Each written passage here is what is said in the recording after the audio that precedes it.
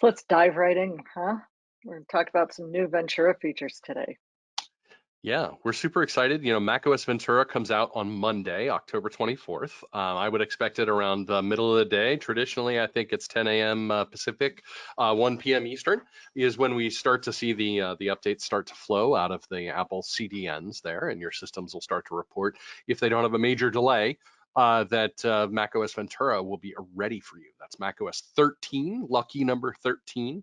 And we're going to dive into a bunch of things. I think the biggest thing to recognize as part of the Ventura update is what it can run on. The list this year is a little bit different. It's actually after a couple of years in a row that didn't remove eligibility from any major Mac OS, or excuse me, from any Mac device. We've got a pretty wide spread of systems here that are not supported this year. The dividing line tends to be somewhere between 2017 and 2018, with the notable exception of the venerable 2013 Mac Pro is no longer supported.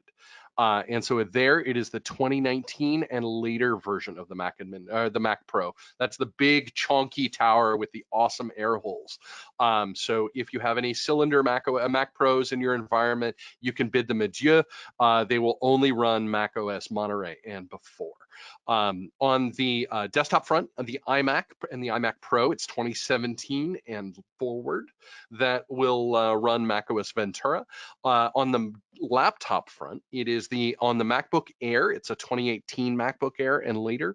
On the MacBook Pro, it's the 2017 MacBook Pro and later. The original 27-inch, the original 2017 12-inch MacBook will be running macOS Ventura, but not anything prior to that. So the Mac Studio obviously supported, but it'll say Mac Studio 2022, but because there's only one. So don't freak out when you see 2022 or later. That's just the most recent version and the only version of that product to date. And that kind of takes us through our unsupported systems. I mean, one of the things, Charles, that we've talked about, here is that what kind of things are we seeing in our testing? How is this going to work? How well is this going to work on 8 gig systems? And that was one of the questions that you put in there. Do you have any thoughts here in terms of maybe minimum requirements that aren't part of the requirements? Myself, I haven't really delved into it too much with, pushing the boundaries on even on Monterey. I haven't done a lot of sort of high performance kind of stuff, video editing, that sort of stuff myself in the last several years.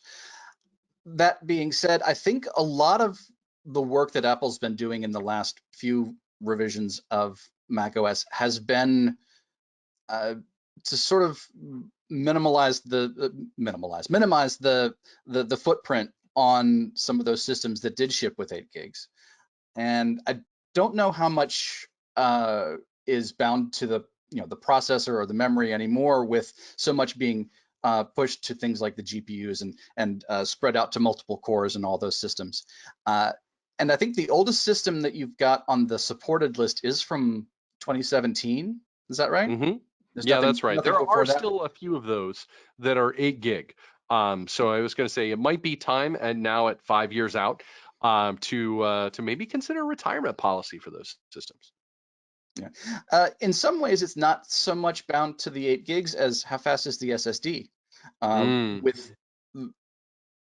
I'm actually struggling in the background right now to reinstall Monterey on my iMac that has a Fusion drive, and the advice is, well, if it's got spinning metal in it, probably time to retire it, regardless of its age, just because APFS works so much better on the SSDs.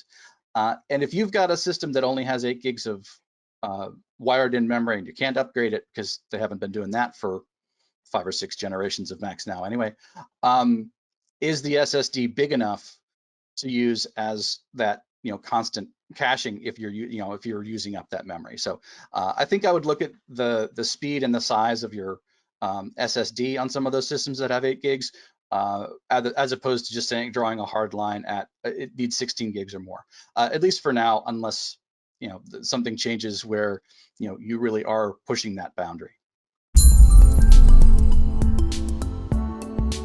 Please subscribe and check out more content from us.